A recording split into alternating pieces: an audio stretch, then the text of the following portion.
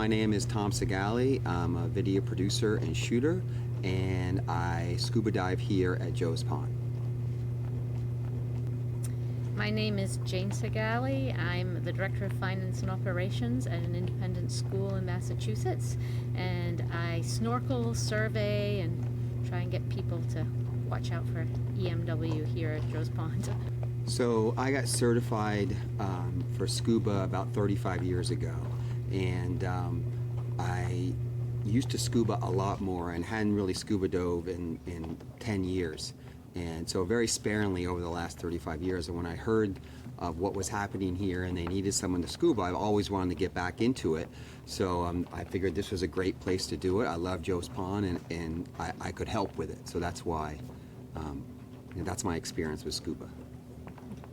So I've been snorkeling for many years, but when they got the snuba machine, I figured out how to use that with the help of Jim Bernotis and Barry. And so I've been doing that, also snorkeling, and then I do tend to do a lot of paddleboarding around, just looking for the milfoil on the surface. All right, well, hello. My name is Jim Bernotis. I'm a retired machinist and a volunteer at Joe's Pond for the Watermilfoil effort. I am the lead diver and diving equipment coordinator. Well, I've had many years of scuba diving experience, and always enjoyed playing in the water and swimming and snorkeling, so we were able to combine all those with this effort to harvest and survey for the Eurasian watermilfoil here in Joe's Pond. Hi, my name is Jamie Stewart. I'm a retired plant manager of a calcium carbonate plant. I'm also currently the secretary to the Joe's Pond Association and a secretary to the EWM committee. Well, I have no experience in any of that except now in this EWM committee meeting. So I am the support person. It is my boat that is used for diver support, and there's a story how that happened, but it's what I do. Well, as soon as I heard that the EWM had been found in the pond, it kind of horrified me a little bit. I had experience with seeing some of the effects of what the plant will do in some of the areas where I used to fish with my father many years ago. And after bringing my children back to these spots, finding that things are quite a bit different because of the growth of the milfoil. As soon as I found out that we had it here in the pond, I knew I had some diving equipment. I knew I liked to be in the water, so I reached out almost immediately and just put my name out there and told them that I had some equipment and I could help in any way that I might be able to. I volunteered to be the secretary of the committee. I am the secretary to the Joe's Pond Association, so I thought that would work well, having that experience. And it was a committee formed by the board, made up of concerned people. So I love being at Joe's Pond. It's one of my favorite places in the world, and we've always gone to the annual meetings and tried to keep up with what's going on. So when they started finding the milfoil and said they needed volunteers to help, we immediately said, yes, we want to get involved. We signed up to be the section coordinator. So that's how it started. And then when it got more advanced and we were pulling and stuff, we just wanted to stay involved and to help. So we kept doing it. I mean, the reason why I got involved was because what Jane said. I love Joe's Pond. It's my favorite place to be, and fortunately it's Jane's favorite place to be, and we love it so much we would do anything to help it keep the way it is right now. And if it means trying to kind of stamp out the invasion of milfoil, then we'll do anything we can. And also combined with the fact that I used to scuba dive a while ago and I wanted to try to get back into it, this was a way where I could combine the place I love with scuba diving. And the last thing I'd say, it's been really wonderful meeting new people on the pond. We've been here for over 30 years, and with every new activity you do, you get to meet other people. So it's been great, meeting people like Barry and Jim, who are just great guys, and and Bob Dimmick and I also go out a lot and scuba, and it's fun. It's actually really fun, and you feel like you're accomplishing something.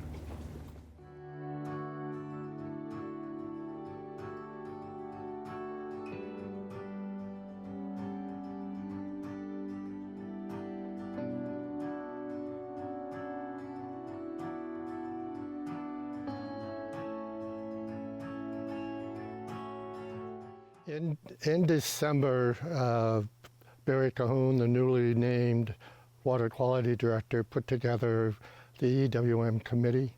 As I said, I volunteered to be the secretary, and we had our first meeting in January of this year. So from that point, all of us learned as we went. We had tremendous guidance from Barry Cahoon, all the support we ever would need from the JPA Board of Directors and from the membership itself. But none of us on that committee had any experience in what we were getting into. We became involved pretty much right at the beginning. They looked for volunteers, I think, at the July meeting this year in 2025, and we were immediately signed up to be Lakeshore coordinators. I had heard about milfoil before. I've seen it in other lakes. I knew an awful lot about it that way, that it was a bad invasive plant. I think what I've really learned is how to recognize it better, because there are a lot of plants that look like it. So that's the biggest thing I've learned, in how to harvest it.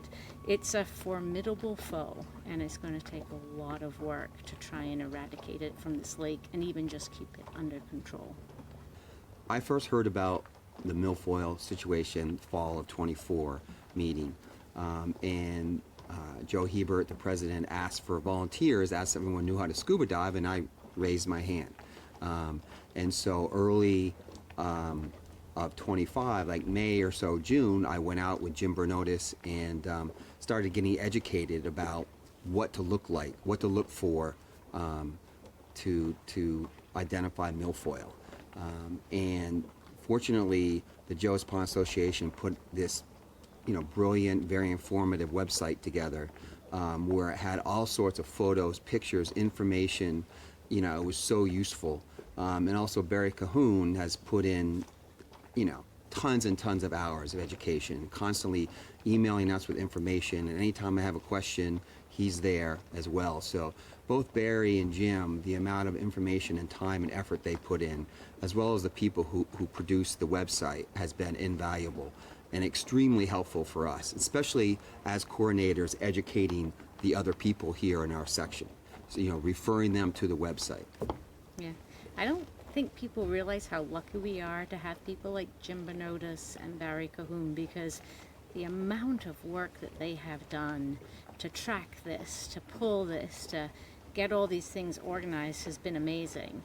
And then there is the people who run the website, who go out there and plot where the plants have been located, who apply for grants with the state and with the different towns around. This is a real big group effort, and there's a lot of people working really, really hard on it. And one last person I would mention, really both of them, both Jamie Stewart and Joanne Stewart. Joanne does a lot of behind-the-scenes stuff with the website, but Jamie is out on that boat almost all the time. And he's the one who helps me put my scuba gear on because I can't quite get it. He's always there, always willing to help. And, he's the nicest guy you would ever meet. So we're just lucky that we have so many people around here, because I think it's a little unusual that you have so many people dedicated. And I think that's really the only chance we have in kind of stopping this kind of spreading of milfoil. Yeah. I became involved in October of 2024 when the JPA had some of the state divers in doing some of the work with hand pulling and setting the benthic barriers. They were great enough to let me take part in that and train me personally to do some of the pulling of the plants. And I gained a lot of experience immediately there. Earlier this year in the spring, when we had the Vermont hosers up here, they also allowed me to work alongside them, and they taught me a great deal of what was required to work this plant. And my understanding, of course, of everything that is involved around that grew quite a bit, given the experience that I gained from those people. Vermont hosers and the folks from the state that were doing the preliminary work in the fall. The organization itself has just done some phenomenal work. I mean, I do my work in the water, but all the work that has to be done administratively and logistically, before we can even get in the water, is just overwhelming, and the amount of effort that's been put into that is just over the top. It's hard to even come up with words to describe how much work has been done administratively to get us to the point where we are now.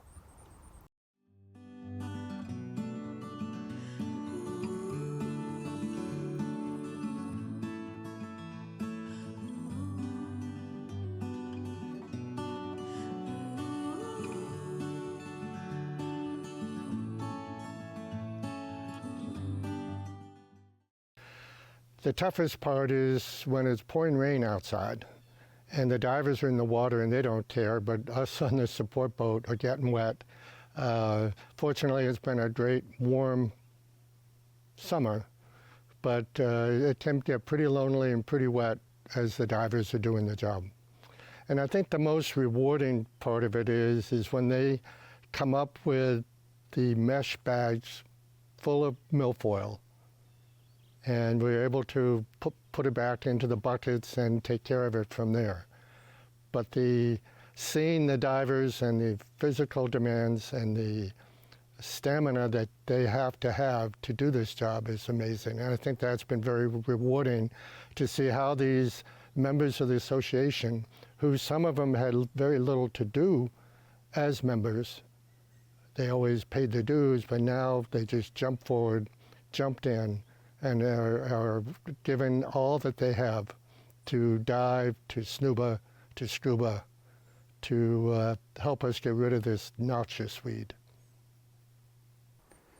The worst part of the job, actually, it's not the physical hard work, although that is taxing, but the worst part of it is actually psychological. We're down there working these plants, and we have to wonder every time we pull one, did we get all of the root? Did we fragment the plant? Are we creating more of a problem than we're solving? So, we have to be extremely careful when we're harvesting these plants. And you always have questions about, did I get all of it? Did I leave any fragment behind?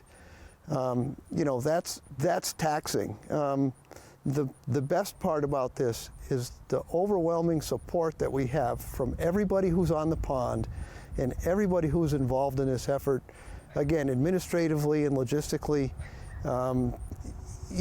Working with a group that has such a variety of people with such a wide range of skills that all seem to be using those skills to the 100% level, coordinated to get this problem under control. It's just amazing to see how fast this group came together and how efficiently we're actually getting the work done. I can tell you the worst part. I really dislike muck and weeds, and it's been very difficult for me to be snorkeling and snubaing in amongst all these things that really kind of creep me out. And I've had to get more comfortable with that, so that's good. It's also really sad to see how much garbage and trash is at the bottom of the lake. Cans, tires, just things that have fallen into the lake and people haven't bothered to retrieve. That's kind of sad. The best part is that I get to see beautiful fish while I'm snorkeling and scuba diving. I feel like I'm accomplishing something every time I pull a milfoil plant, and I've met some really wonderful people. I can just reiterate firsthand Jane's dislike of weeds and muck in the past, and the fact that she's getting in there to me is shocking. I'm just like, I can't believe that she gets in there, because she would do anything possible to avoid it over the last 30 years. And the first time I saw her get in the water, she's standing in the muck. I'm like, who is this person? I couldn't believe it. So I'm amazed that she does it. And I'm really glad, because it's another thing we get to do on the pond. As far as it's kind of interesting, because what Jane said, one of the best things about being involved with this is all the people we've met, and it's been really a kind of cool group effort, and it feels really good to accomplish something with a group of people. But when you're in the water and you see a plant, you're like, oh great, you feel like I got one, I grabbed it. And then when you see one another 2 feet down, you go, oh great. And then after a while, it's the both happiest thing and the most discouraging thing at the same time, because you just can't believe that you're seeing one after the other. So it's a really mixed emotions down there. which has been interesting to deal with. But overall, you know, what Jane said, just the beauty of being in the pond.